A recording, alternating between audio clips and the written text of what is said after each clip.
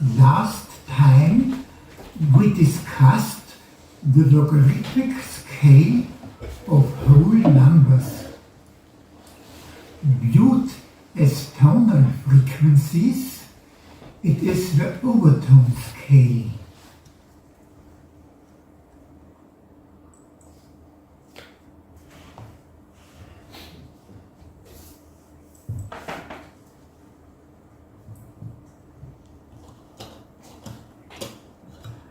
It can be used as the basis for the sliding keyboard, as we showed last time. But today I'll show a different application, the prime interval notation. On the logarithmic scale, all intervals used in pure tonal music can be represented as distances between individual notes. 1 to 2 is the octave. 2 to 3 is the fifth.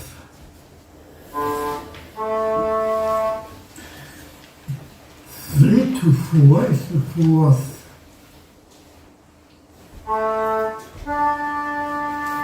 And 4 to 5 is the third.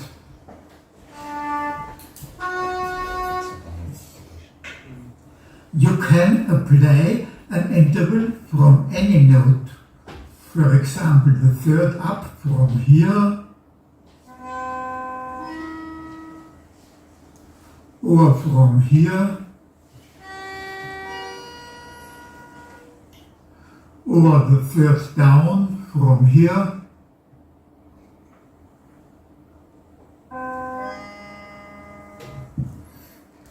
or from here,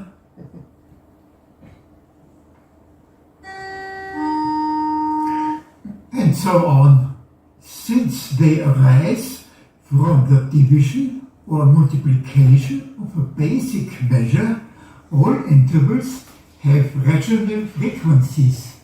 That means they can be expressed as fractions, numerator by denominator. I already explained this in detail in Microtones 2 and 3 from 1987 and 89 and in several instructional videos. The numerator and denominator can, however, be decomposed into prime numbers. For example, the minor whole tone 10 divided by 9 into 2 times 5 divided by 3 times 3, or written separately. Since the pitch measured in octaves is the dual logarithm of frequency according to the logarithm rules, the dual logarithm of this frequency is this, because multiplication becomes addition and division becomes subtraction.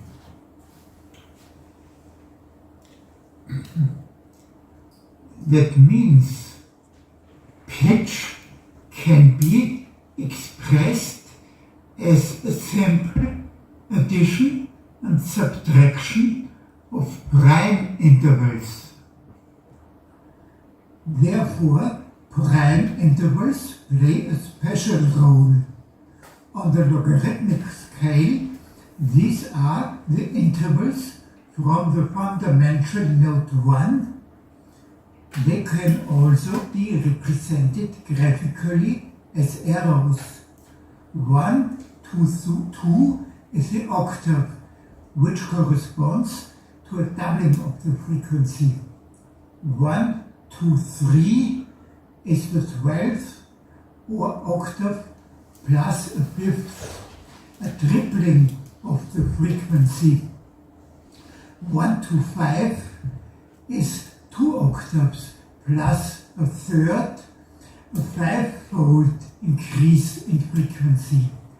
and 1 to 7, 2 octaves plus a natural seventh is a 7-fold increase.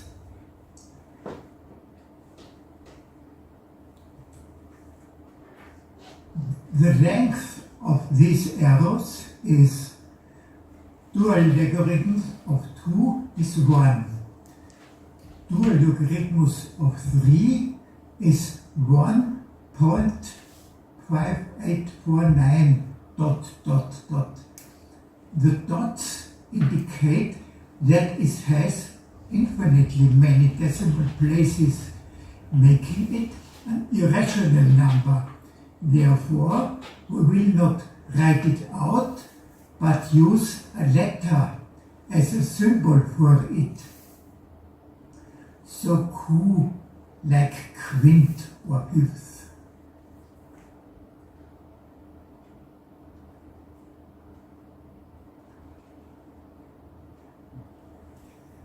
Logarithms of 5 is t.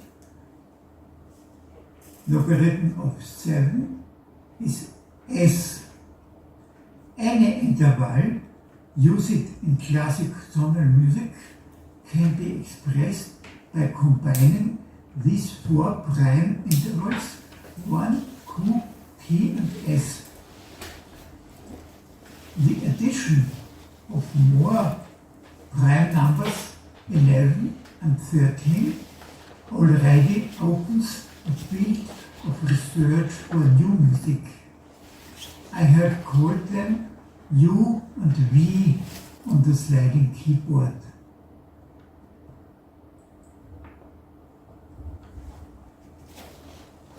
So they are nothing more than numbers. You can calculate with them.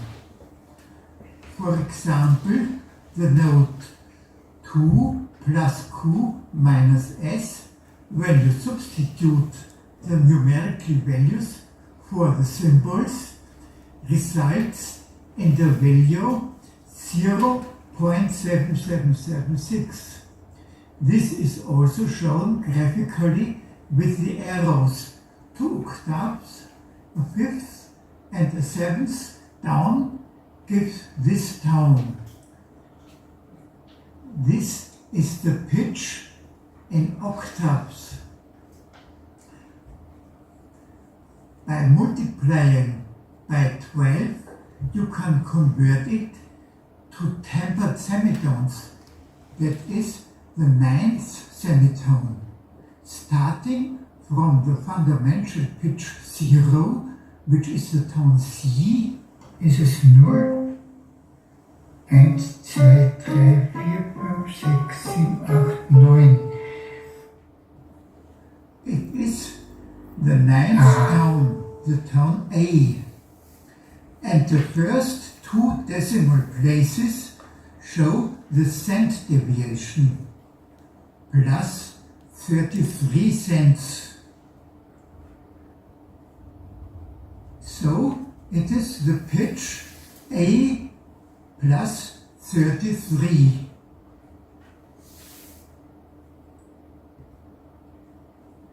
It is clear that there are simple and complicated intervals.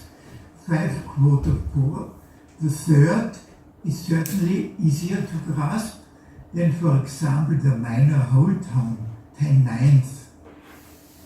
But is there a measure for the difficulty of an interval? The famous mathematician Leonhard Euler and the musicologist Martin Vogel, who attended the Symposia from 1985 to 91, have already pondered this question. Professor Vogel introduced the following valuations for the prime intervals: 1, 3, 5, 7, 11, and so on. Simply the corresponding prime numbers, except for the octave, which he values with 1 instead of 2. My proposal is based on the principle of relatedness.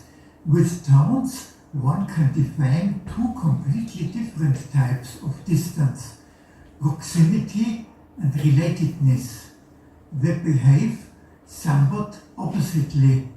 The closest related tones, such as those separated by an octave or a fifth, are relatively far apart, and tones with a small distance, such as a semitone or even smaller, are not as closely related.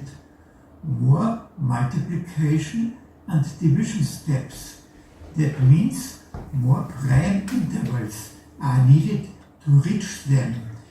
This means that the relatedness distance is greater even though the proximity distance is small.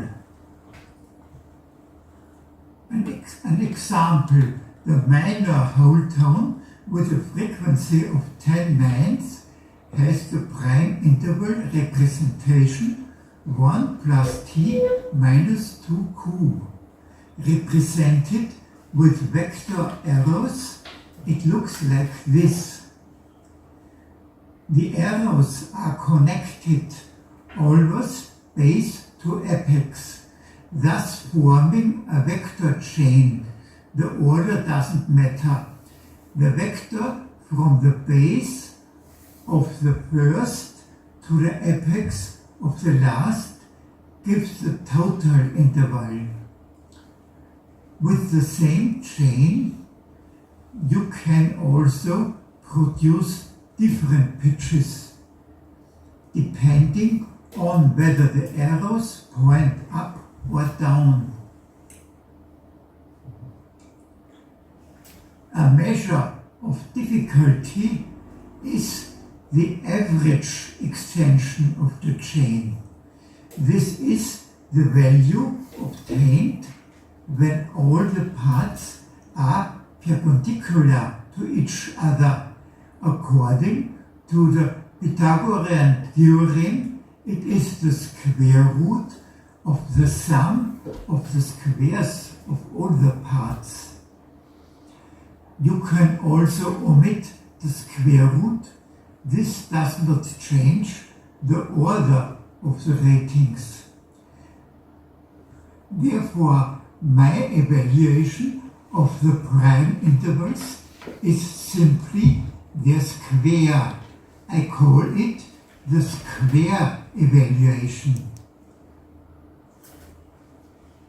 A comparison with Professor Vogel's evaluation shows that they are not so far apart, but while his values are only empirical, here they are mathematically based.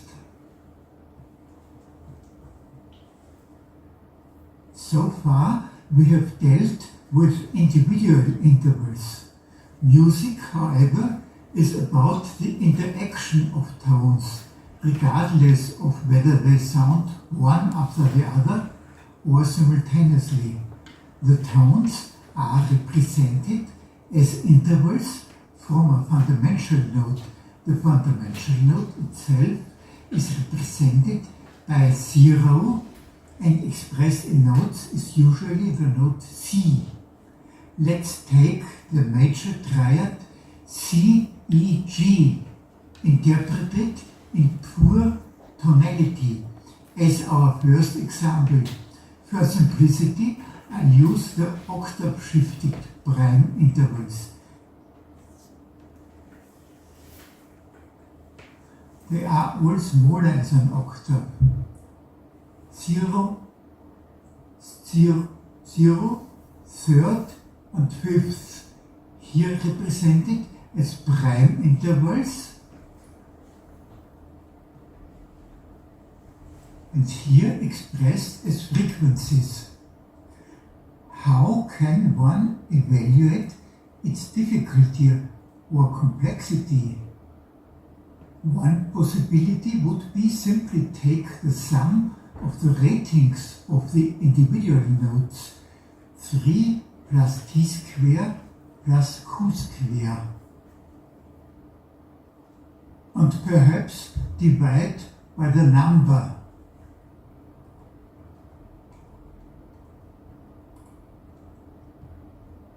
However, this evaluation does not take into account the relationships between the notes.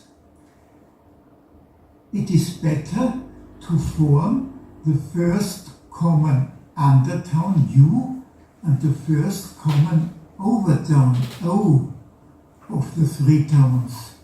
For frequencies, this is the greatest common divisor and the least common multiple. For our major triad, they are a quarter and 15.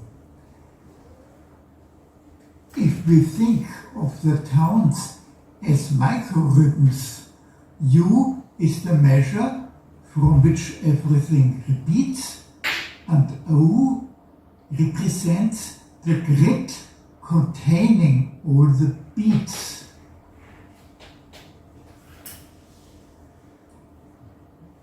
In the prime interval notation, U and O can be easily formed by writing the three tones one below the other in the correct place. Then, for each prime interval, we write the smallest occurrence and the bottom, the largest occurrence at the top.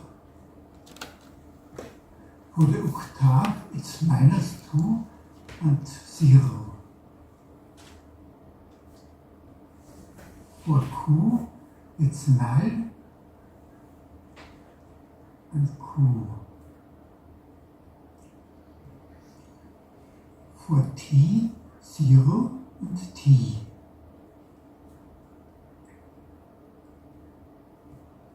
This gives us U and O.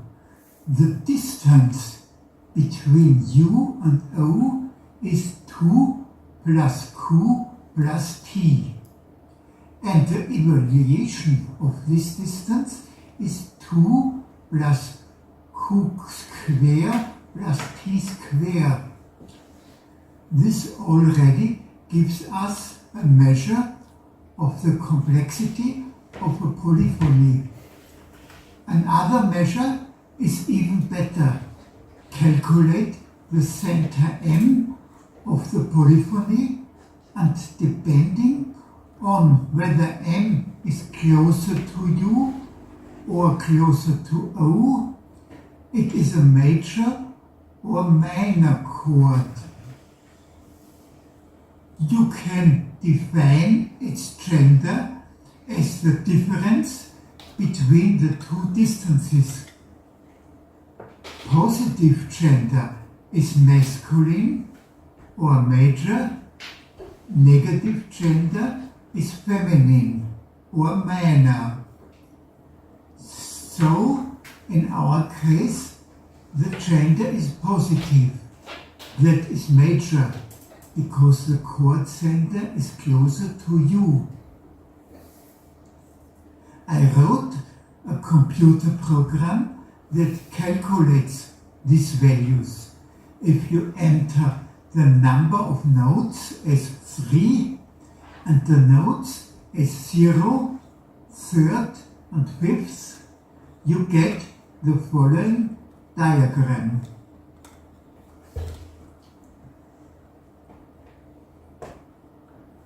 The top row contains the values for the entire triad, and the following rows contain the values for the individual notes. Let's take a look at the top row. First comes the value if you simply add up the individual values. Second comes the value from the common undertone to the midpoint, then from the common overtone to the midpoint, then the minimum of the two, then the sum of the two, which gives the distance from U to O, then the gender, which is the difference between the two. In this case, it is positive. Minum, it is a major triad. Now to the individual notes. Here are the note values and the cent deviations from equal temperament. The note E with minus 40 cents, the note G with plus 2 cents. Here is the normal prime interval representation. Then come the frequencies as fractions, then the frequencies from the common undertone 4, 5, 6, which always are whole numbers, then from the common overtone. Here they are always unit fractions, that is with a numerator of 1. But the computer program Tonplatz, that is pitch place, can do much more. Most of the time you only know the notes in their tempered form. For example, you play the notes C, E flat and G on the piano keys. And it's not clear what they would look like in prime interval representation and exact intonation. In this case, you don't enter the exact values, but only the tone positions. The root note remains at the exact value 0. The E flat is the third note and the G is the 7th tone on the piano. We enter 0 W3 and 0 W7 for this. The program then combines all of the possibilities. The tempered value plus minus 50 cents for each note position, and outputs then sorted by a rating, in this case by B-min. There would be an infinite number of solutions if we hadn't entered a maximum value for the difficulty. This results in a lot of suggestions, all of which are intoned differently. But even more important than the intonation are the various harmonic interpretations possible for this triad. We have seen that for every chord there is a mirrored chord. An interesting type of chord is one with gender 0, which remain the same when mirrored. They can also be called hermaphroditic or symmetrical chords. One way to create symmetrical 4-note chords, for example, is to start with a triad and add a 4th note which makes it symmetrical. For example, with a triad 4, 5, 6 or 0, 3rd, 5th, you can add a major third at the top.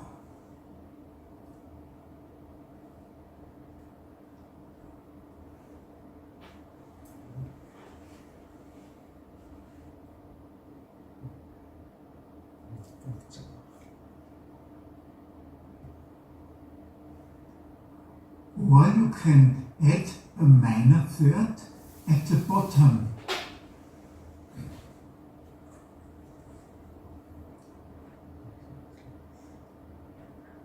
You can also play this on the piano if you are not too strict about intonation. Also, CEG wird zu CEGH.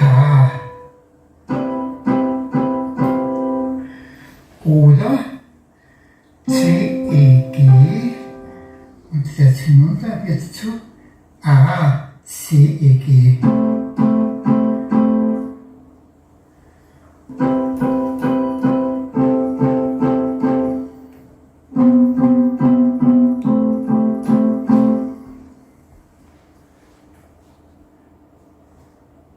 If you start with the triad third, fifth, seventh, that is 5, 6, 7, you can no longer play it on the piano because then you are already entering microtonality.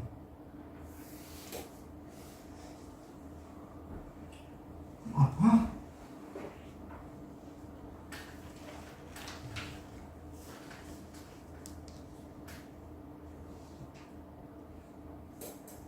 The lower. I would call the upper note D flat and the lower one C sharp. On the sliding keyboard with the tuning Sym-Vierklang, it looks like this.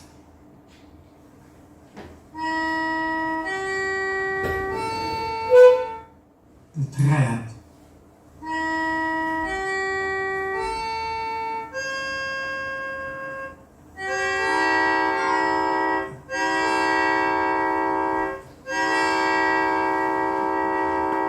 Upwards and downwards.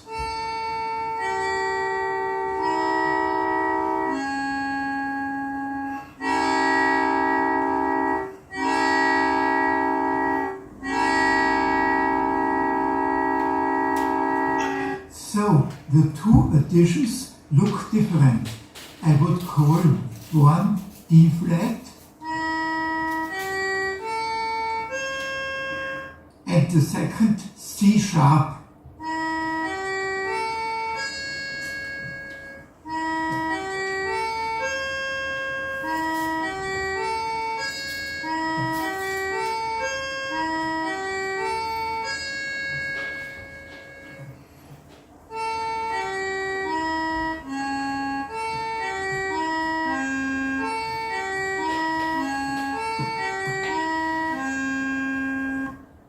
You can play with the differences between these two notes, C sharp, D flat.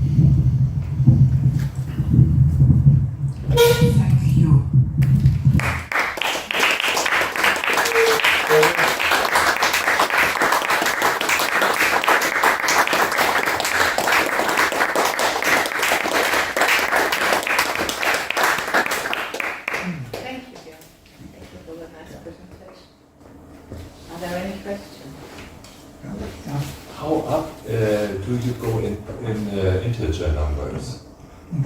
Ja, in ganze Zahlen. Well, 11 bis 13. Also nur bis 13 auch? But you can, yeah, 11 and 13, but you can program the sliding keepers that you can higher You can go even higher. Yeah. But just not. You go end back higher, with but 30. Yeah. It is enough. Yeah. So your keyboard can be tuned kind of from your choice. You say, okay, I end with 13, but I can use 15, 17, 19. Yeah, I can. Okay. 17. Yeah, and it's combined with a computer. Yes. Where you program it. Yes, yeah. Okay.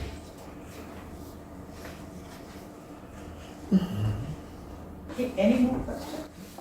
May I just say a comment? You've been also in the 80s in the Symposia, and also with us in Small is Beautiful. And I want to thank you again for making these fantastic videos. I find them very authentic. And we live now in this era of artificial intelligence. We are going very homogeneous, maybe, not necessarily. And seeing presentations like yours is really authentic and really yes, it's really, it touches something extra that other presentations don't. Thank you. Thank you very much.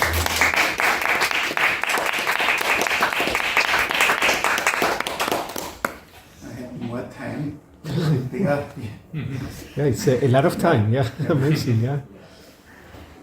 Exploring non-octave and just intonation systems, and a concise report on current microtonal activities in Czechia and Slovakia. Matje is a Slovak composer and conductor, educated at the Academy of Performing Arts in Bratislava, Universität für Musik und Darstellung und Kunst Wien und Graz, and California Institute of the Arts. His compositions encompassing orchestral, chamber, electroacoustic and improvised works have been performed at prestigious festivals worldwide, including Prague Spring, Melos Ethos, Rava Days, and ICM World Music Days. He's the winner of the Jan Levoslav Bella Prize, did I pronounce that right? Okay. And Prague Spring Festival Composition Competition. Sloboda collaborated with La Klangforum Wien, Titanium Symphonic Orchestra, and Slovak State Philharmonic Orchestra, among others. Please welcome Matje.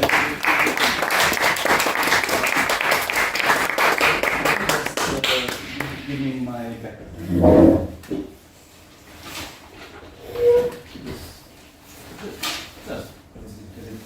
I also brought some, because otherwise I would forget. I brought some CDs. I wouldn't like to take them with me back home, so please take them. I will make a small presentation about at least one of them, maybe if I'll have time. Usually I won't. So thank you very much for the very nice introduction. I guess this can be jumped over, and so however, I wrote in the annotation that first part will be my music and second part will be the current state in Czechia and Slovakia. I decided to do the other way because therefore we could somehow arrive at my work. And also I decided to give a more broadly or more deeper look at how the development of microtonal music in Czechia and Slovakia was from Haba until now. I won't be giving you too much information about Haba because he's the most known guy, but I think because through my research I just recently submitted my PhD thesis, which was called Constructing Microtonal Worlds, and one part of the thesis was research about Czech and Slovak microtonal music. And what I found, especially on the Slovak part, is a little bit sad, but as a researcher I'm just looking at the situation. I'm not giving any special or my own opinions. I'm just trying to look why some aspects aren't happening. And although, well, let's jump in since this part is rather difficult to explain in normal spoken English, I prepared a small text, so I am very sorry. I know that this can be a little bit awkward also with interaction with you. So I will try also to read it, and then I'll maybe yeah. So we can observe a recurring pattern in the rise and decline of composers' interests in alternative tuning systems in both the Czech Republic and Slovakia. Even though microtonal music has never been part of the mainstream in these countries, it has periodically attracted waves of interests, often amongst small groups of dedicated individuals. These waves, although modest in size, tend to reappear again and again. A central figure who firmly established microtonality in Czech Republic and Czech music culture was Alois Hába, of course. Though through persistent advocacy both in theory and composition, Hába promoted the expansion of 12-tone system into alternatives such as 18, 24, there should be 19 I guess, 36 and even 72 tones per octave. His efforts led not only to the construction of unique quarter-tone and six-tone instruments, but also to the founding of special corps at the Conservatory in Prague in 1925. By 1934, this was transformed into a full department for quarter-tone and six-tone music, which remained active until the late 1940s, when it was abolished during the reforms at the newly established music faculty of the Academy of Performing Arts. This was right after the Second World War, and after the communist revolution. Of course, any modernist and avant-garde tendencies, they were always immediately shut down. And since Hába, he was also one of the founder of the International Society of Contemporary Music, and he was really well established in the Western music. This was an obvious choice or decision. Following Hába's example, many works emerged, such as Sonata. This is like what we will hear. Following Hába's example, many works emerged, such as Sonata for Clarinet by Viktor Ullmann, Duo for Violin and Viola by Gideon Klein. Sadly, both were killed in Jewish ghetto or like in terrorism. And Slovak composer Julius Kowalski, whom I included here because he is sadly the only composer from this era that composed anything in microtonal range and like in this kind of thinking. So sketches for clarinet and piano, fantasy for violin and cello, both written in quarter tones. He also has a little suite for viola, which is in six tones, and partita for viola solo. And these six-tone pieces are really nice connection to Hába's own six-tone harmonium, which the students had for their own experience, or they could play the instrument, learn how to be more familiar with the pitches and so on. Another example would be probably at that time or later very well-known conductor Karel Ančerl, whose composition for string orchestra in quarter tones from 1922 was premiered, I think it was in 2021 at Ostrava Days Festival, which is like in its quarter tone piece for string orchestra. Hába's theoretical legacy was later summarized and expanded by Karel Riesinger in his book Interval Microcosm, which is the book from 1971, and condensed Hába's ideas from his new theory of harmony, which is the book that I guess everybody here knows well. This book also shows that even after Haber's department was closed, interest in alternative tuning systems still persisted, at least on an individual level, into the 1970s. You have to, in the 1950s, under the influence of Ždanovist doctrine, art in Czechoslovakia was expected to serve socialist ideals by depicting beauty, goodness, and heroic labor. I guess you can imagine what that means. But in the 1960s, political thought allowed for more avant-garde expression. During this time, modernist composers began experimenting again with microtonality. However, as Alois Piños noted, they no longer used microtones in the contrapuntal or harmonic ways typical of Haber. Instead, microintervals were treated as a resource for expanding timbre and enriching texture, a practice that continues even today. I already mentioned Alois Piños.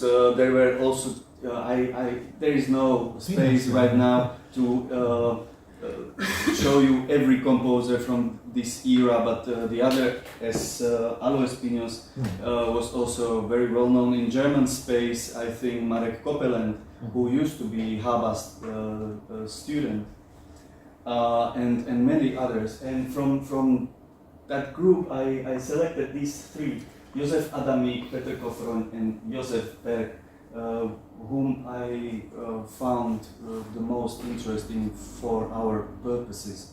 Because I think quarter tones from the 60s somehow became part of language, not for too many composers, but they were occasionally using it, as I mentioned, for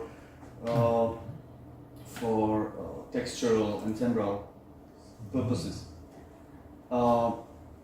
And these intervals provided enough distance from conventional tuning to open new expressive possibilities while still remaining playable. But in the 1970s, a different path was taken by three composers, Josef Adamík, Petr Kofron, and Josef Berg. Rather than working with quarter tones, they explored even smaller intervals. Berg's Snění, which can be translated as dreaming, from 1970, Kofron's Angel from 1976, and used 12 tones. Adamík, in one version of his wind quintet for children's toys and wind instruments, juxtaposed classically tuned instruments with pitch unstable toy instruments. So open intonation could be said. Berg's Snění is especially notable for its instrumentation, which includes two specially retuned guitars. He called them the double guitar as a single instrument. 4 retuned violins that he calls the violin machine. A retuned piano, a retuned ionica. I don't know if you know what ionica is. It used to be an electroacoustic organ made in DDR, in the Eastern Germany, and this was the core instrument for Berg, because it was available in Brno in the radio, in the radio studio, and it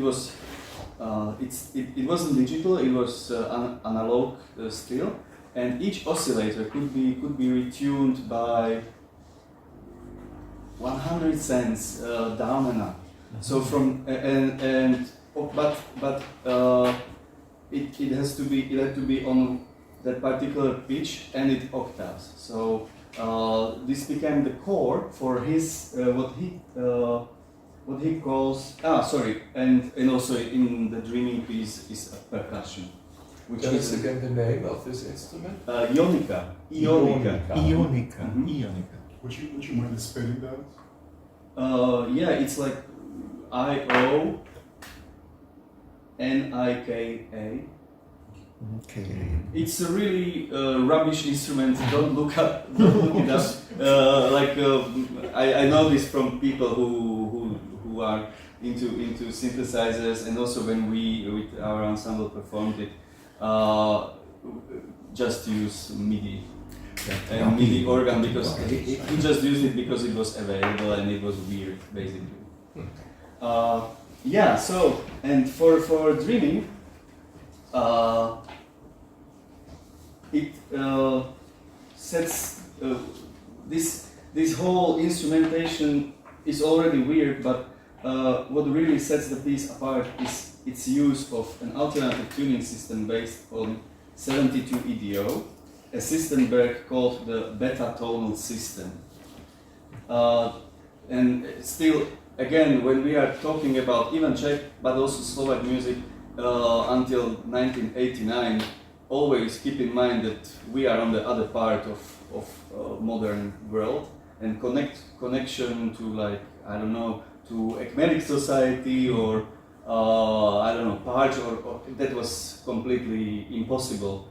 And although they could somehow smuggle stuff, but it was really difficult to get this. So this was his own. He was just playing around, and he arrived at 72. This system included 79 pitches. 79, but in 72 EDO. Like the whole scale that he's using, the gamut, is 79 pitches. Some of which are completely unique and not repeated at any octave, and 24 of these are found only on the piano. Because of the Ionica has 12 pitches, which are then transposed in 4 octaves. You have also this in octaves, and I think that in terms of pitch organization, this is a concept that remains really unique, and I think that it's even unique in the global context. Like we don't have time for deeper analysis. Last time when I was here, I promised some of you here that I will show you this guy and this piece because I think it's really unique. Maybe next time I'll provide you an analysis of it. So you can imagine what it at least sounds like. I will play you a little bit. I forgot. Are we playing?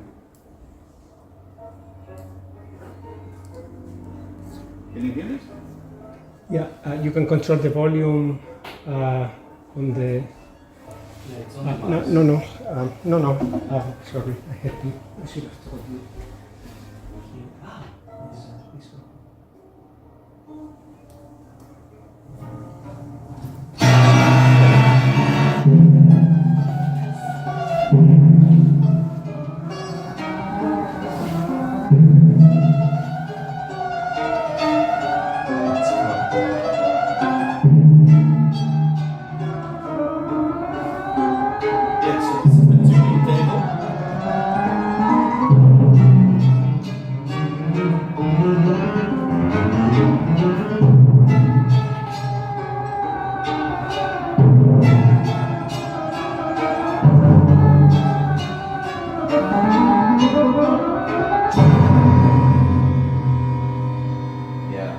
It has 10 minutes, it's beautiful, although really uneconomic in the ensemble way. It's very difficult to have a program with 2 guitars, 4 violins, retuned piano.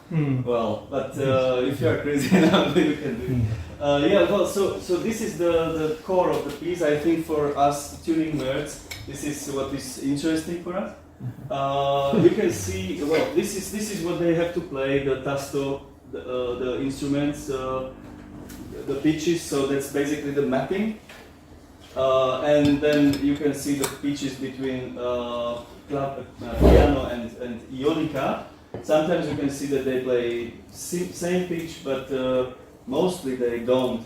And here is the which pitch from piano each interval, like the guitar, double guitar, and the violin machine takes for their open strings. Their violins, basically also guitars, they constantly play open strings and some harmonics. But still, I think for him that was enough. One of my future projects, sometimes hopefully, will be to transcribe the score into an actual pitch notation, because we wrote it in Tasto notation. So you are looking at the score as a conductor, and you don't have any clue what should sound. And also we found a couple of mistakes there, and yeah. But well, let's continue. Maybe next time with Josef Beck. So we are already in the 80s.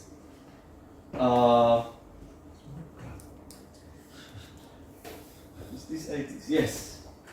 Yeah, so from the late 1980s to the early 1990s, there is a noticeable increase in interest in microtonal music in the Czech Republic, particularly in the systematic application of alternative tuning system.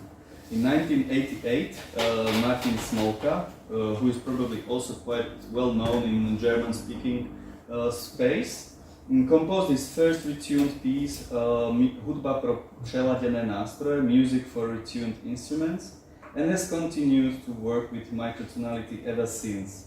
Microintervals are so deeply rooted in Smolka's musical language that it would be difficult to identify a composition where quarter tones or six tones are entirely absent, and this is really nice. And I really, that's why in the previous, or in the date, I decided to write ongoing, because they are still living, these composers, and it's not just these three. I just picked really, I think, the most important ones especially from that period, and they are still composing. So among his more recent works, maybe those who remember Eleni Rally from last time, she made a huge Parch project, Parch Instruments and Ensemble, and Smolka's piece Wooden Clouds from 2017-18 was composed for one of those projects. So it has he picked a couple of Parch instruments and the classical Musikfabrik instruments, you know, like quarter tone, flugelhorn, and so on. Yeah, and I think I just love this piece. I really recommend you to listen to it. The other person would be Daniel Foro, who currently lives in Japan and has composed numerous works using MIDI interfaces and synthesizers. That's why the technology part, because like Martin Smolka has this beautiful piece, like a typical postmodernism, I would say, like, oh, my admired C minor, like, wow. Yeah, and so Foro departs from 12-tone equal temperament either partially through timbral effects, as in Musica es Machina, first of 88, from 1988, or Music Party, or entirely by composing within explicitly microtonal environments. In his 1996 suite, 7 microtonal studies, Foro systematically explores tonal spaces of 5, 8, 11, 26, 38, 53 EDOs. Each tuning system is clearly differentiated not only by its character but also by distinct sound colors that evoke Javanese instruments, flutes, cymbals, santurs, voices, etc. Foro has also engaged with just intonation, for example, in his piece Euphonie or Euphonie 1 from 1996. And although the piece exists only in an electronic version composed of synthesized sounds, which is basically the bulk of Foro's oeuvre, he said to me, I need this precision, and I had problems to find musicians good enough or willing to perform these. Although when I talked about this Euphonie 1 with him, it's just like a typical small chamber ensemble, and it is not as difficult, I think, which we can observe in this beautiful tuning lattice or tone nets for this piece. So you can see he is using some 11 limit intervals. He has 13 limit intervals, and so on. But well, the context how he uses some of those chords, which are usually standard major or minor chord, or like standard, they could be wonky, but I think that by enough dedication they can be learned and performed also acoustically. And he, as I mentioned, uses various major minor triads. And the last chord is like diatonic total of all those partials starting from 4, 5, 6, 7, 9, 11, 13, like this beautiful J chord. So the third one would be Milan Buštar, who is since mid 80s. Also, he's using microtonality as basis of his compositional work, particularly in the field of electronically generated music. But through his band Flow YG or Flow YG, he extends alternative tuning systems into genres that reach beyond the traditional boundaries of art music. The group's compositions employ a wide array of tuning systems. I just wrote a couple of those pieces of that band. Not his sole project is, for example, the Flex. He has been working with really. I think in Czechoslovakian context, this is the person who has done the most deep exploration of really various music systems, because he is a mathematician. I think this is also the reason why. And I would like to show you two pieces, not just examples. And again, remember or imagine this is raging 80s, like 84. And this is a piece called Kelp. Hopefully it will play.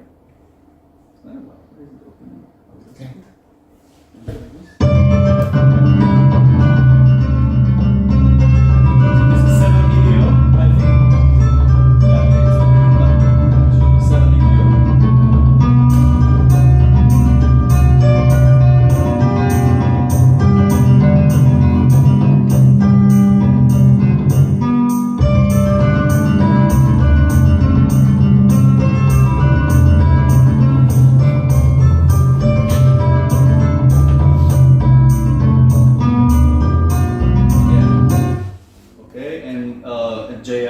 Like a big beat JI from.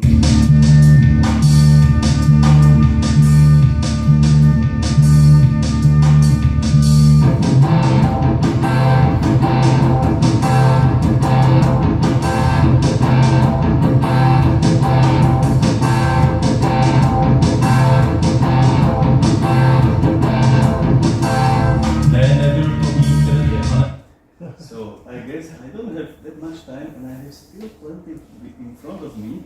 So what would you rather know more? Should we finish the Czech part and that's it, or I will show you also something that I'm doing and we'll wrap it there. Yeah, your work. And if you want, I can also share the thing with you, and so you can at least see what I have prepared for you.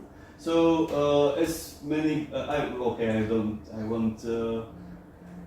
will just pick one thing. Yes, that would be this. At least this is where I feel that this is my contribution to my very small contribution to our microtonal community.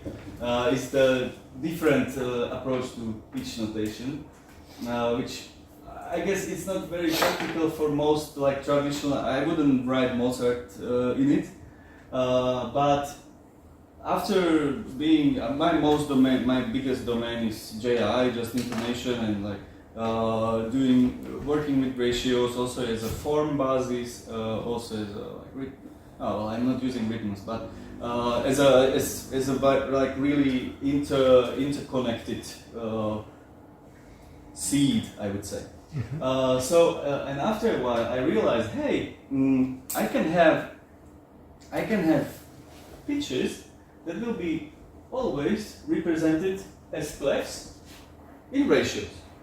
So this way, it can. I like openness. I like to have. I know how to orchestrate for orchestra, but I also like to think about a piece, like how to make a. There is a specific word, an environment that could be performed by anybody, or like any numbers of instruments, or just specific numbers of instruments, but without any orchestrate. Like this is like for practical reasons. You have 6 people, you can play this. So this is for one person and electronics. And as you can see, I have also some obsession to composing music in a special gamut. So here in this piece it's an octave, but since it's an abstract number, you just I could show you maybe. Don't want to waste time. Like the patch that I wrote for in PD, you just type in your 1/1 that you decided that works the best for the piece on your instrument, and then the electronic part, it's just sine waves falling down, so that's not that interesting, I think. But you can also, I also wrote a calculator which can play each pitch, and then you just play this and have fun. Yeah, I have. I can show you my performance from LA. I'm not a Suling specialist, but that was the only instrument I had there. And also I'm not a flutist, so sorry for yeah. Or maybe this is more interesting. Okay, I lost the presentation, so I guess you have to look at me. But Suling is great because it has large holes, so you could really tune what those tritons, which are the other pitches.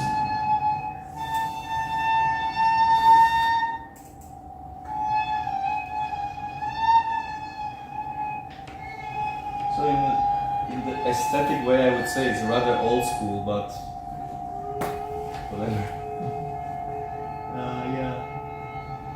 But it has been performed also on cello in the lowest octave.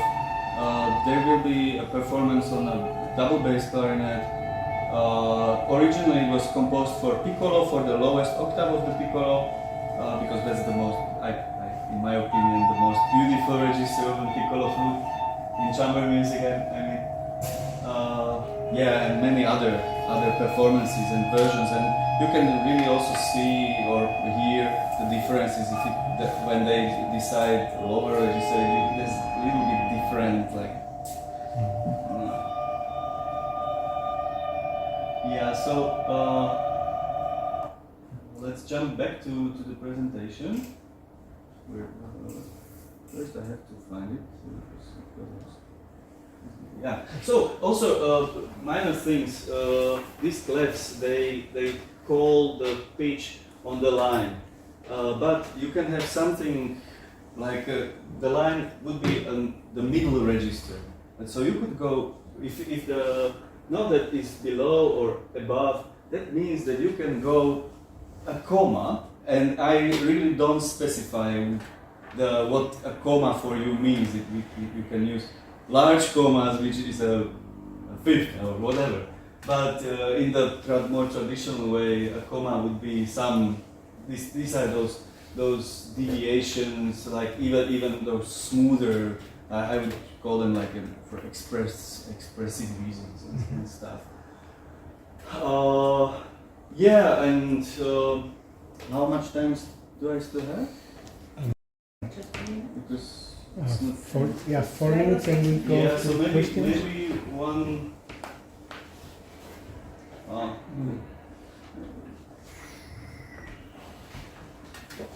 Maybe that's it. Because if I open something new, then Or 4 minutes of your music still. okay. So we Because I have the promised you chance. that I will also show you something. The presentation is called Beyond the Octave, and I still didn't show you anything outside the octave. So, and this will be a visual representation of a cycle of pieces that I composed last year in California. They all are called Object 90, and I didn't write it anywhere, but they were dedicated or a kind of commemoration of Filmy Bloch's passing. He would be 90 at that point. And I had at the beginning when these versions arose, I had the idea what would happen, or how would it feel to have equal division of a particular interval, like when we would change the octave to a formal octave. So I don't know, 9/4 or another. Here in these cases, they were all ninths and different versions, and I had 10 instruments, so it was a 9 EDO, 9 ED something, yeah, so X. And as I experimented here, so these pieces all are around 18 minutes long, and each line would be a really slow change into the chord. But then I started to experiment. Hey, what can I do more with the same material? And I already had printed these papers, so I just wanted to use them. So a couple of these pieces were already performed back in California, and I wrote this piece originally for a commission in Czech Republic. So I couldn't provide this, although I could provide this to my ensemble, but this was a little bit different ensemble, and I didn't want to scare them. So and I decided that hey, maybe I can experiment with it a little bit more. So I devised, or I found new chords. As you can see, that the overall tendency of the ambitus is going from this was 5/2, the first one, like the gamut of the split, and then as it progressed, you can see that the range is getting bigger, and then suddenly it drops and ends here in this really chunky part. And those colors they are just for me to be able to follow when I transcribe this into score. And there are also some couple other examples. I can show you how it looks in score. So that way I would use a traditional notation. Usually most of my pieces lately could be written only on one page. It's not intentional, although at the beginning it was during part of one series that you can find on one of those CDs. But since then it's somehow stuck with me, and I feel well. And I really sometimes try, like, hey, let's try to fit it. But sometimes I don't, and it still fits in one page. And yeah, so one other very important aspect for what I'm doing lately is that I call characters. I don't write, although sometimes I write even classical music like bars, rhythms, and the normal stuff. I realized that music can be made by or from. It's not written here. As you can see, here is something like swell, pulse in this piece. Yeah, and over here there, it's drawn. Maybe it's small for you to see, but yeah. And this is like the main characters, I would say, drawn and pulsed. And I see them as the same, both parts of the same coin. because that's why I called pulse and not rhythm, because I see them as cycles. As I also form the whole piece as a kind of closed cycle of various ratios.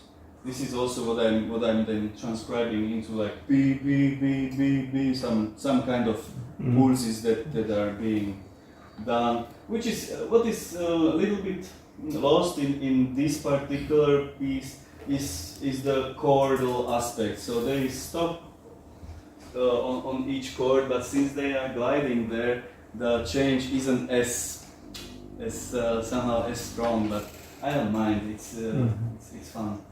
Can you shortly go back to the rhythm section? Yes, sure. Is this a kind of inspiration which you offer to the players and then they improvise? No. They have to pick from each pulse Precisely. and play each pulse for a couple of times. And I am calling this available pulses. And I got this like an inspiration from Temi, who is using available pitches. And this is also something that I'm using in other pieces, but in this particular, you are playing with 2 pages on your music stand. On one part, you have the available pulses, and then you have the playing score. And also, what I find really good is if you are playing music with a stopwatch, don't use your normal, and you need to synchronize your like more than 2 people. Please use chronograph thing. It's called.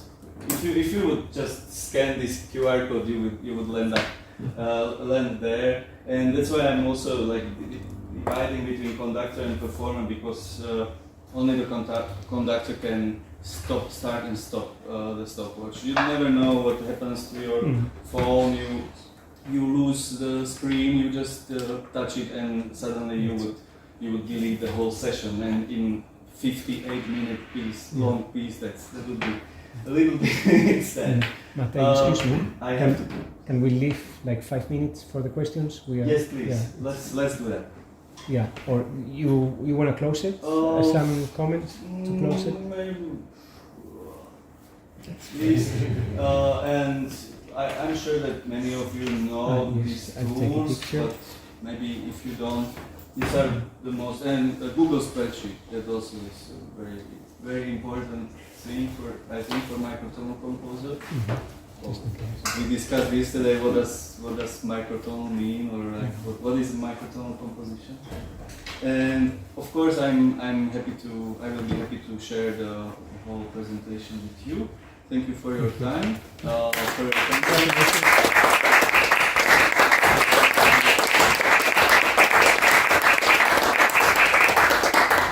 Can I just, for me, have the first page that I take a picture? I forgot before. I had to call Jonathan. If you have any questions, there is room for it now. Yeah. Yes, still 4 or 5 minutes. I have a question anyway. I think it's very practical what you told us before, that you could Thank you. do compositions for any kind of instrument, and also the rhythmical section, and the instrumentalists or the performers, they can choose. They don't have to do everything. No. They choose what they like. Sounds very practical. For any amount. Well, actually, in this particular piece, they have written the particular pulse, and this table is just a help for them to see the division of like, because if you see like 7/3 without practicing, it's like, okay, what should I do? But if you see subdivided with ties, then it's a little bit more easier. Okay, so really practicing and stuff. So I know performers are very busy, and they don't want to spend time with unnecessary things. Also, please, I brought. Well, you can go through it, but this is our most recent CDs. These are for you. They are for free, and this is our latest CD, which is dedicated to James Stanley. Well, we recorded it last year. It has 1, 2, 3 pieces which were never put on record before. So I hope you like it, that you take it. Then, and Thank you please, so your much. questions. Very generous of you. Any more? Yeah. Come on. Yeah. Thank you so much. This is very informative, and I'm looking forward to reading your PhD about the history. One question about the historical part. Nice to have this list of several composers, and do you have any new information about the composers who wrote for the quarter-tone piano? I'm especially asking about this Kowalski, about the performance history. Was it easy to find if he was using the same piano as Haba? I think the first Yeah, probably. and was it easy to find performers that time, or did he use two pianos like? What I think, especially about Kowalski's doing or his experience, he composed only these pieces while he was in Prague. Then, immediately after he returned to Slovakia, he stopped composing in microtones. So this was really out of practical reasons, and this is where what I couldn't tell you today, that Slovakian part is much more conservative even to these days. It's not as developed, I would say, as in Czechia, even these days. Although we are doing, like, our ensemble is doing something which is called microscope, etc. You can. But sadly, I haven't studied or researched the performance practice of it. But there is a guy. If you receive the PDF, I'm mentioning Miroslav Weinhauer, who is a pianist, and he's currently the only person that I know in the world that is able to play really virtuosic on the 6-tone harmonium. And he's also like commissioning pieces and doing really important stuff. And recently he recorded Haba's complete Haba's piano work. So maybe I can connect you with him and you can ask him. He's definitely more knowledgeable about this topic. Yeah. Richard, I think. Is it the six-tone harmonium? Yeah, Of course. I find it fascinating the way you've managed to sort of encapsulate what's important onto one page. And when you do that, because I have this debate, that how much do you want to control? It's quite difficult to relinquish control, but sometimes you get rewards. What do you find, is there anything you particularly miss being able to do by sort of distilling out sort of the detail that you might otherwise put in? Well, I think what you lose is also what you get.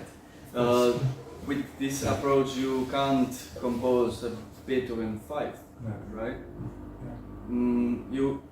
Couple of years ago, Peter Adrians, I don't know if you know the composer, he's teaching in Hague, also a microtonalist, and he told me, hey, when you start to deal with something like long notes or something, you have to expect that you will also lose something from the music, and so maybe like really dramatic, quick, rhythmic things.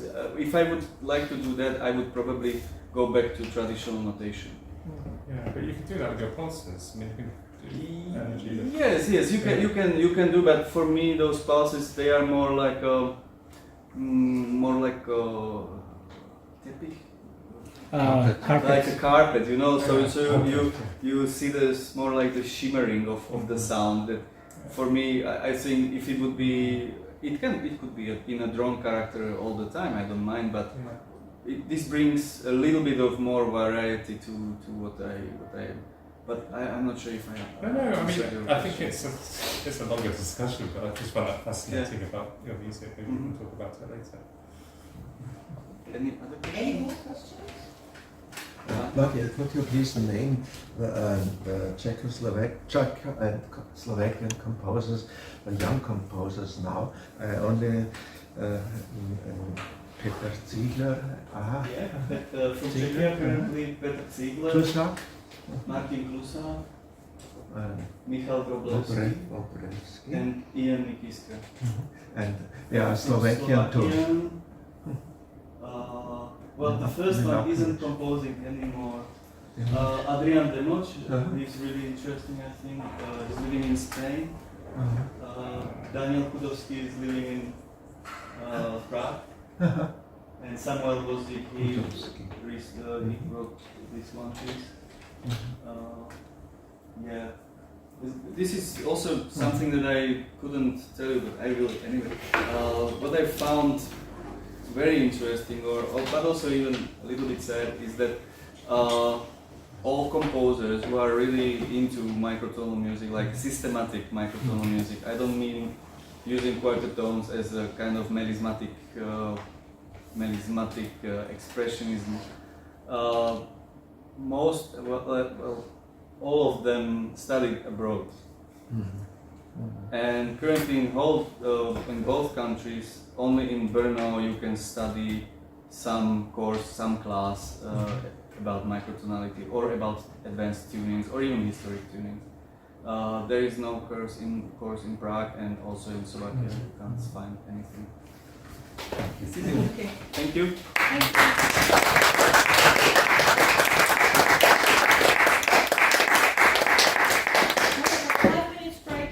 An introduction to the piece Amsterdam from 2025, written in collaboration with the Hague Foundation and Carla Ries, representing a further exploration of methods for intuitive utilization of polymicrotonal techniques and a preliminary investigation into formalized methods of approaching polymicrotonal composition. I tried very hard to speak it properly.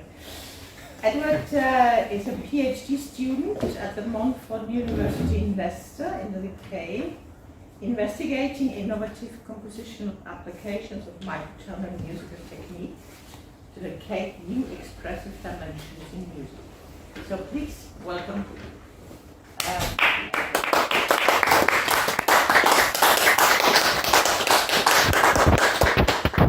Thank you all so much. My first Microtonal Symposium. Thank you for that introduction. I think that covers who I am pretty well.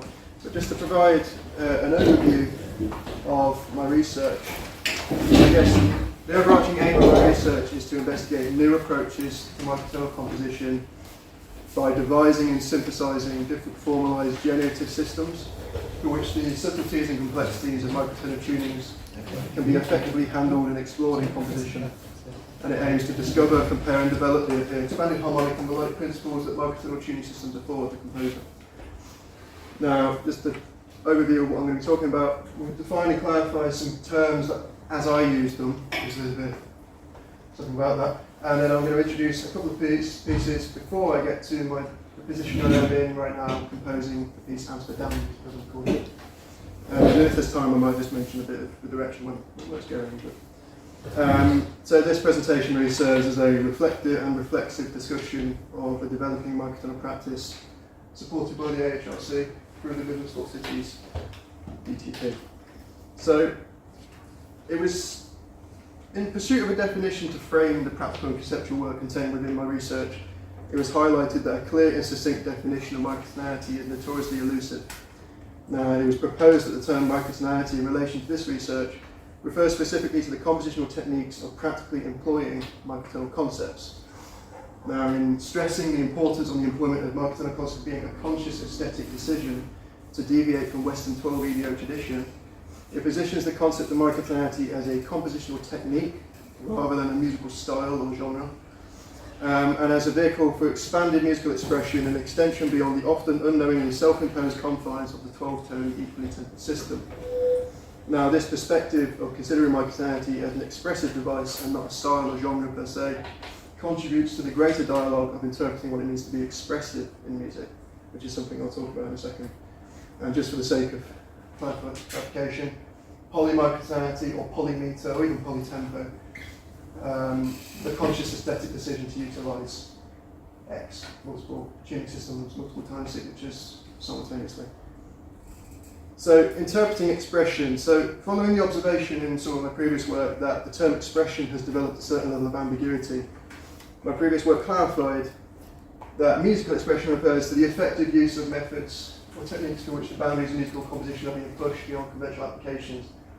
I'm not in love with that, to be honest, but it's a developing interpretation and was made with an awareness of the habitual connection made between emotion and affect in defining expression. However, serves to emphasise a connection between novelty of material and its effective potential.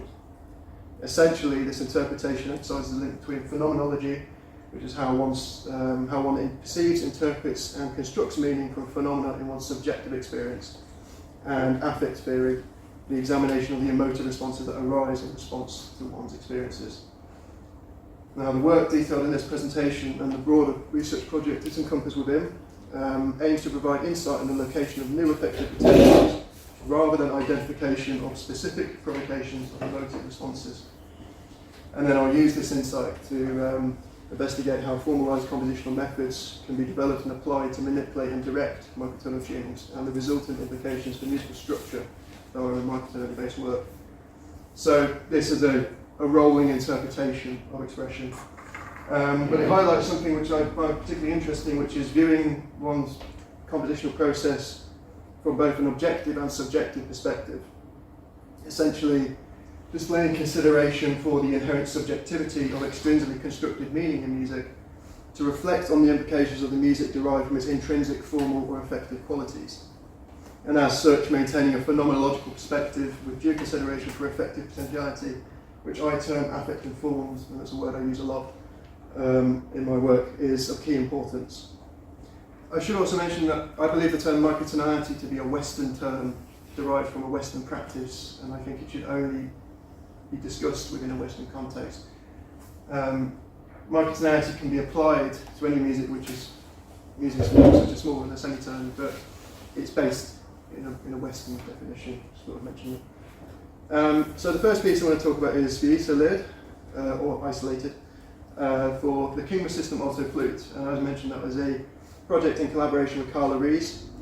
Some of you might be aware of the Kingma System flutes, but essentially the open hole design of the flute can facilitate consistent and accurate quarter tones for almost all of the instrument's range. And it expands the instrument's musicality into new and distinct creative fields. And Carla's Kingma alto flute has an additional low B or sounding F sharp foot joint, which I use extensively. So the initial aims for this piece were investigate a preliminary practical approach to microtonal composition. And at first I approached this from quite a strict formalist derived approach, particularly employing serialism. So quite a Schumbergian way of doing serialism, or maybe Webern, but then also influences from Joseph Hauer and things like that. And then also Peter Maxwell Davis's Magic Square was used for like an improvisational kind of side of things. And then I also wanted to explore the expressive capabilities of the instrument and the 24 EDO tuning system. And as I mentioned, there's a little bit of investigative into the improvisation aspect as well. However, because this project was set in 2 phases, in between the phases there's quite a methodological shift I have. I moved away from focusing on strict formalised approaches. The approach for this piece developed into an investigation into the use and application of specific extended techniques to direct the microtonal landscape of the flute. And microtonality would be utilised as agent of exploration of timbre, polyphonic textures and tone colour, and that would be used to then generate insight into implications for form, particularly the use of multiphonics. Now, multiphonics were treated as sound objects. I'll tell you why I'm doing that in a minute. But which promoted the development of a compositional method through which material for melodic construction could be intuitively generated with initial consideration for the effective potential in the relationship between notes, whilst also facilitating melodic exploration by means of reducing the compositional material available. So now there's a couple of examples here.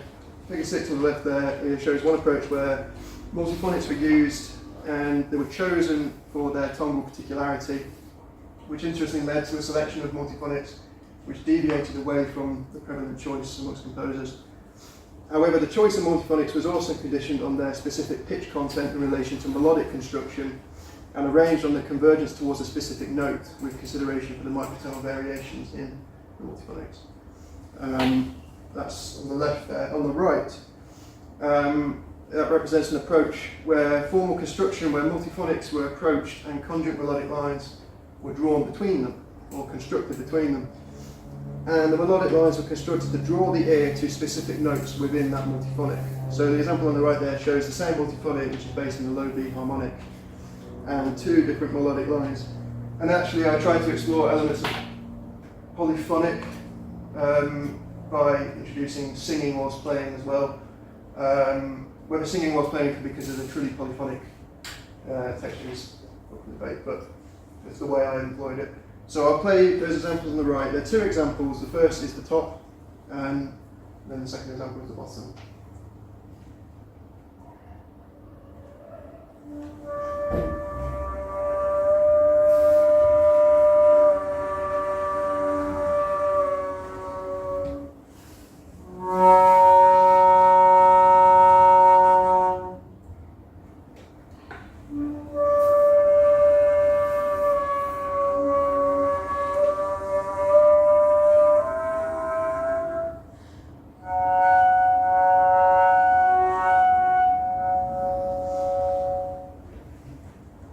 So the outcomes and implications of this piece, well, I decided to, I've mostly covered actually most of this, but decided to move away from a strict formalised system to a blending of intuitive approaches with a kind of systematic approach, which is a really important part of my work.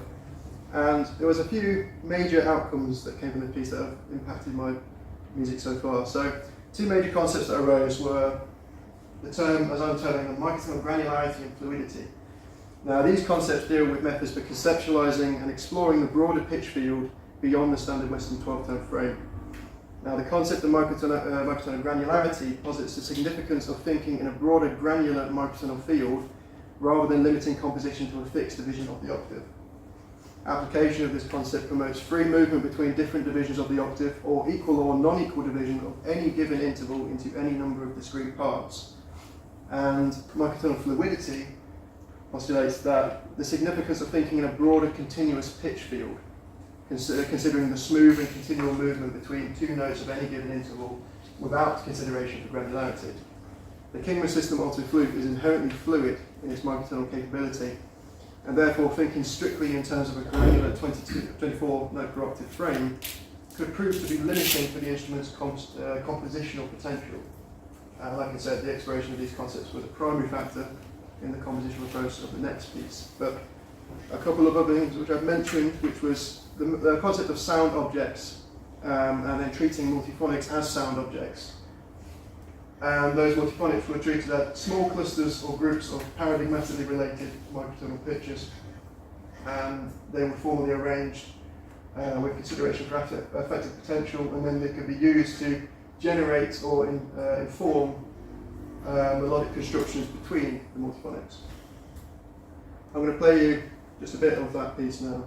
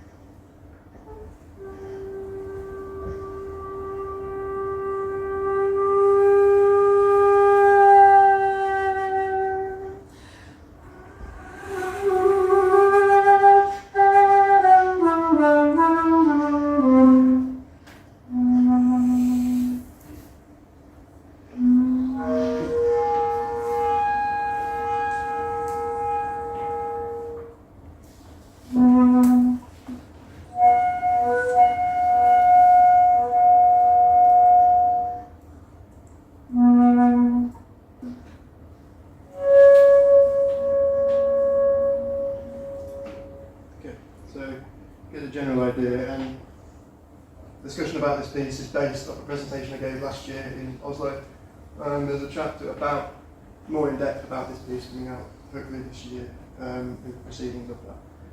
But the next piece is for microtonal trumpets. express, I guess that's how you translate it.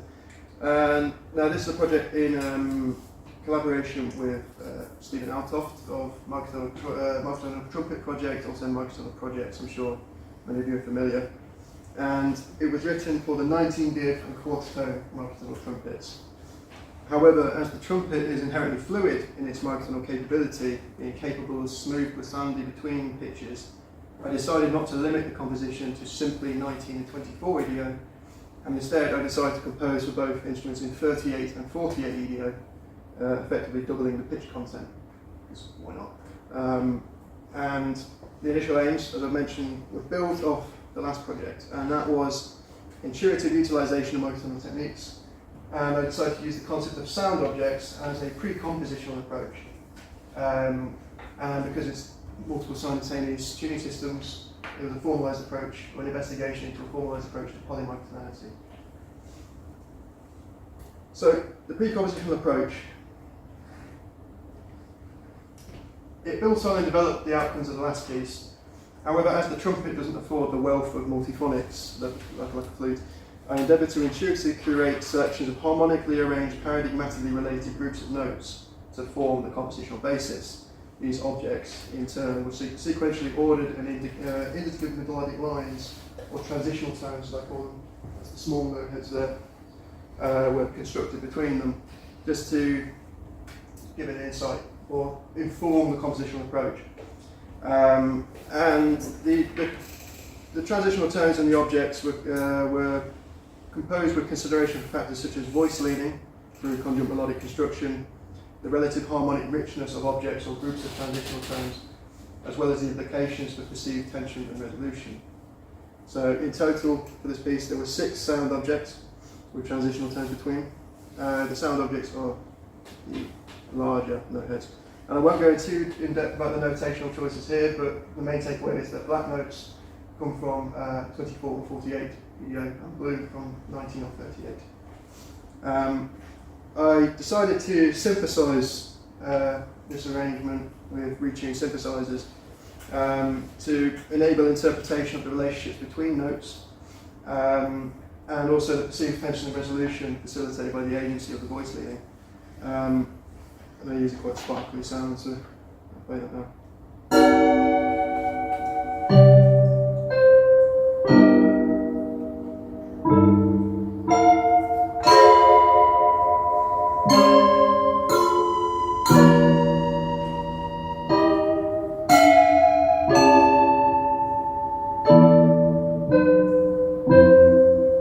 So as I said, that formed the compositional basis for the piece.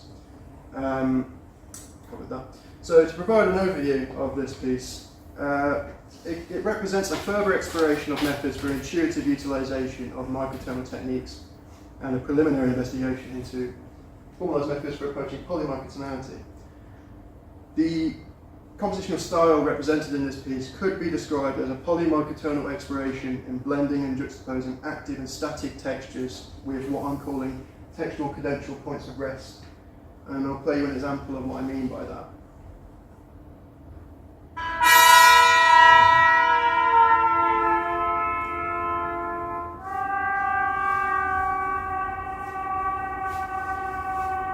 It's worth noting they're not actually trumpets, they're playback using note performer out of Dorico. It sounds alright, but I'd like to get it performed at some point with Steve.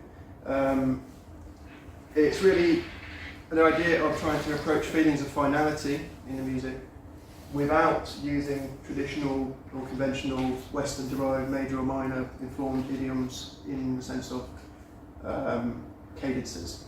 So I'll play you a bit of a kind of a longer example of it, which shows the blending of active and static textures in approaching these points of rest.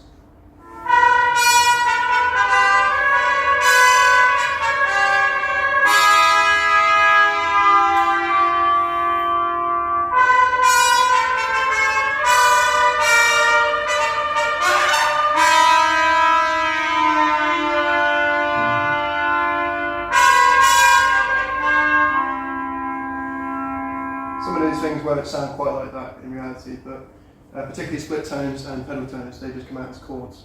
Well, groups of pitches. The example I'll show you in a minute is a great example of that. So the outcomes of this piece, I've since decided to return sound objects to sound fields, partly to avoid the confusion with the terms associated with acousmatic music, but my concept of sound objects was developed as a formal organisational tool to facilitate generation of affect-informed in framework of structural paradigmatic and kind of intervallic relations.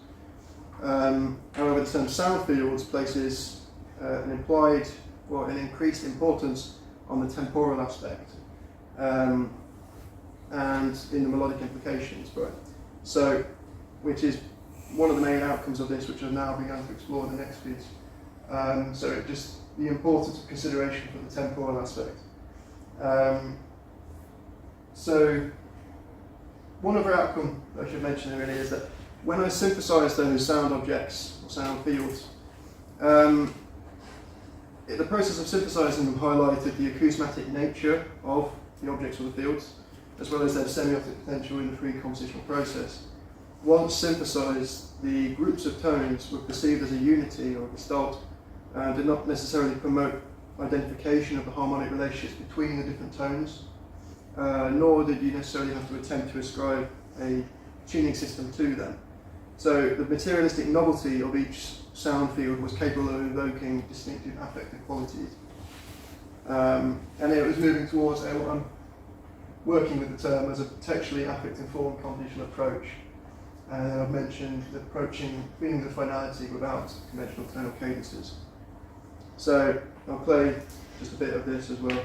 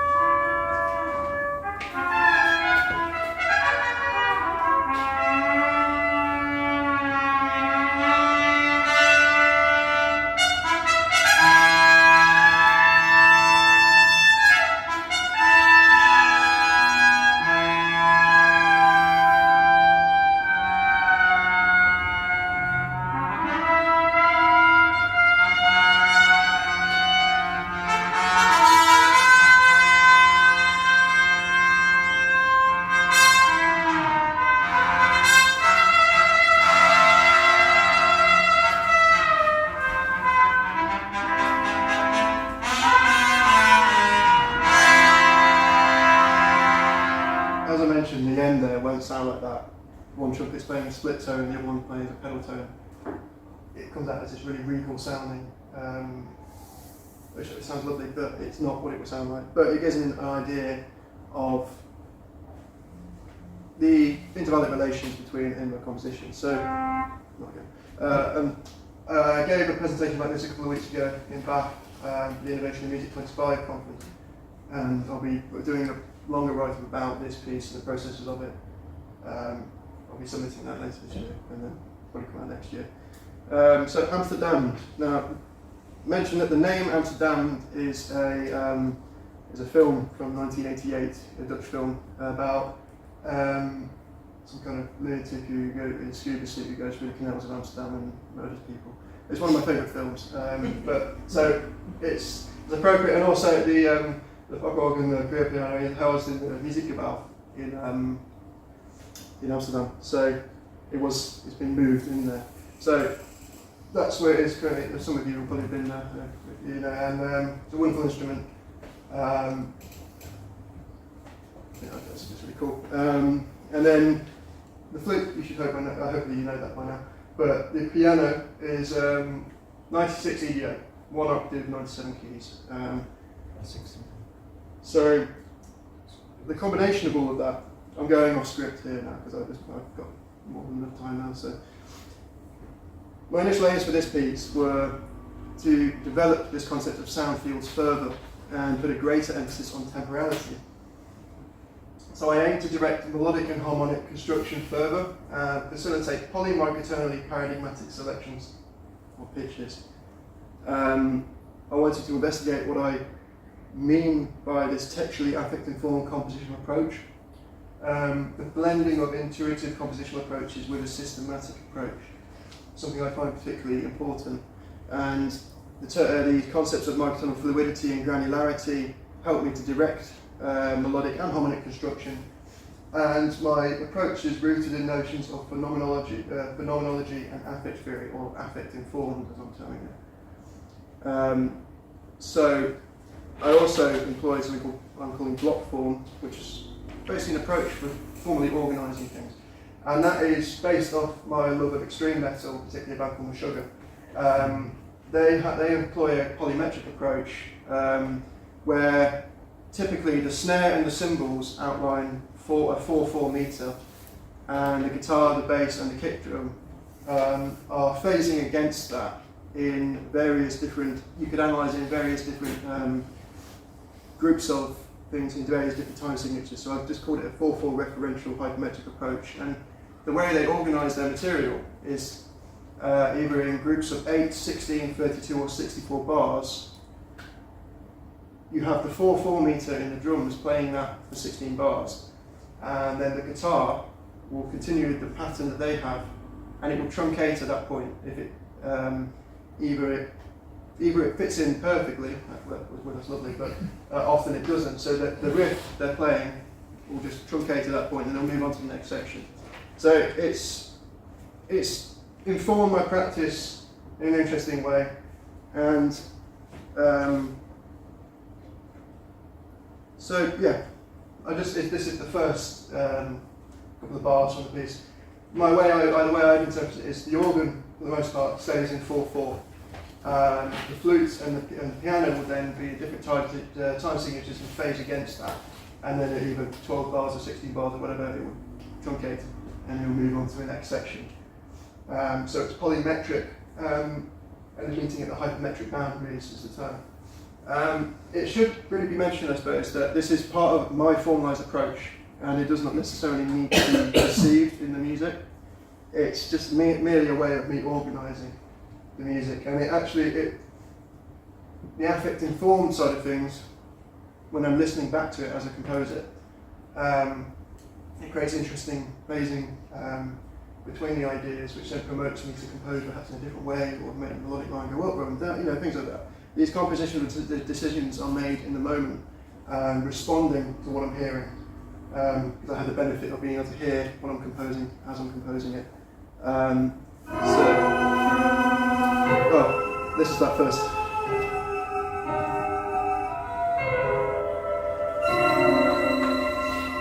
What you just heard was one of the sound fields that I wrote. Now these were the pre-compositional process in a similar way to the trumpet piece. However, I actually only did constructed sound fields for the flute and the piano. The flute, this particular one, are completely multiphonics, and I just picked them and arranged them in time, and I kind of intuitively selected pitches from the 96 EDO to complement it. And again, the notational choices aren't really important, they're just there to direct my compositional process. But what it creates is a group of pitches in time that I can move back and forth in between while I'm composing to give me an idea for melodic lines, so I can take pitches out of the multiphonics and construct melodic lines, and then utilise that and then play around with that in composition, take the multiphonics and then refer to this as pitches I know are related. And it's just a way of organising my approach, and as you heard, I then synthesise them to hear it. I did 3 of these, and I've gone back and forth between them in the compositional process. So the piece is still not finished, I'm nearly there, and then becomes the process of making it performable, because the way that the piano is 96 EDO, but you notate it on ground stuff between C0 and C8, and it's like, I'll show you in a second actually, but it's you have to transpose it. It goes into a piano tab, as they call it. But some outcomes I've noticed so far in my approach to this piece are something I realised I was not consciously doing it at the time. I was arranging music to arrive at points of convergence between the tuning systems. So if you can imagine, there's multiple divisions of the octave. There'll be pitches which are closer to each other than others. I was arriving at those points not consciously. So with the reflexive kind of things, I've realised, okay, that's what I'm doing. Let's see how I can actually apply that as a formal structure. So it was a way of focusing melodic phrasing to emphasise moments of connection between the tuning systems, and it's a structural feature known in advance of any kind of compositional process. So it gives a way of structuring polymicrotonal music. And then another term, long term, dynamically evolving paradigmatic morphology. What do I mean by that? So it's a method for expanding the selection of pitches. The way that my compositional process works is I like to narrow the scope of what pitch content I've got to compose with. By making it evolving or morphing over time, it's a way of generating additional pitches which are related to those pitches I've selected at the start. One way of doing that was using a point of convergence, which was an A quarter sharp. And the organ would hold that, and a couple of other notes just to make it more interesting. And then the flute, as it happens,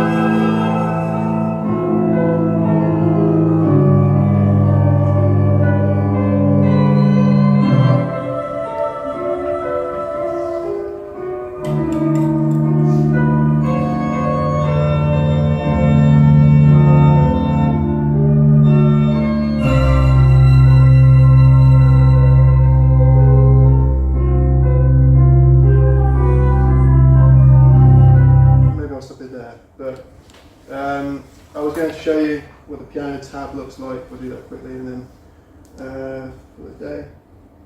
So you have to notate it into 96 PDO. It ends up looking like this because that's what you end up playing.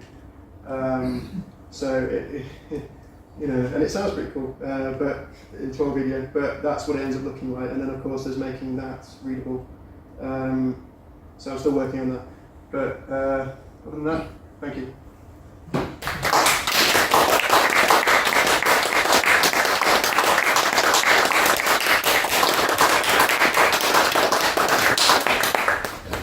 Thank you so much, Edward.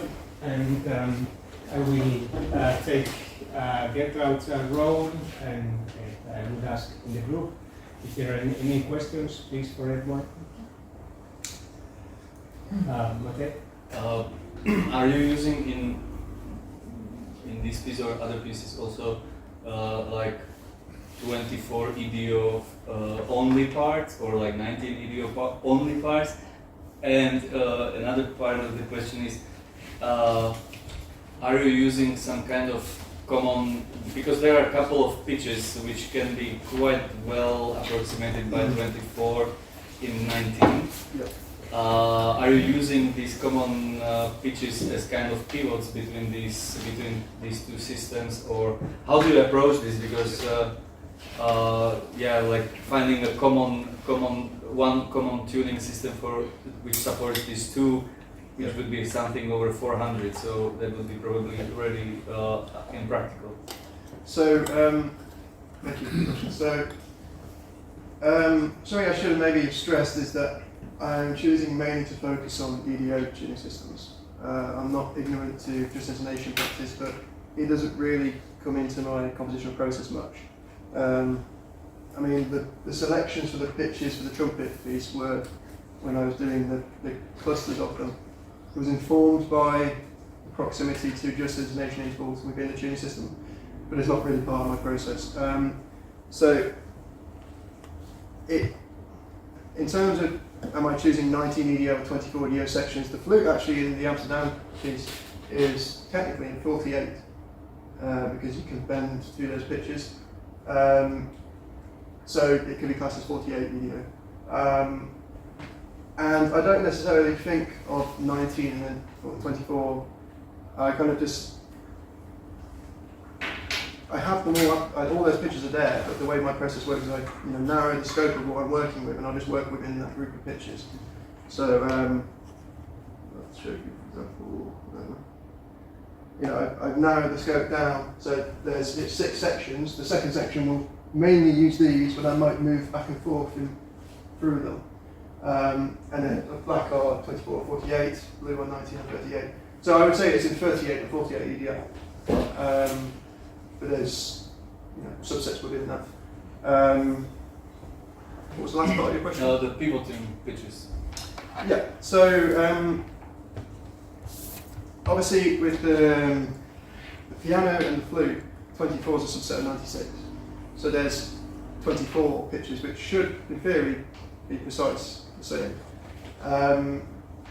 There's slight differences in the fact that I think they're tuned to a different frequency. I think piano is at 441 hertz or something, so that might come into effect. But I select those pitches and then kind of play around with them. They're just a way of organising the material to then, through listening back, I can then form music, and then through listening to that, I can then make decisions. And it just gives me, and I've only really started looking into that now in this piece.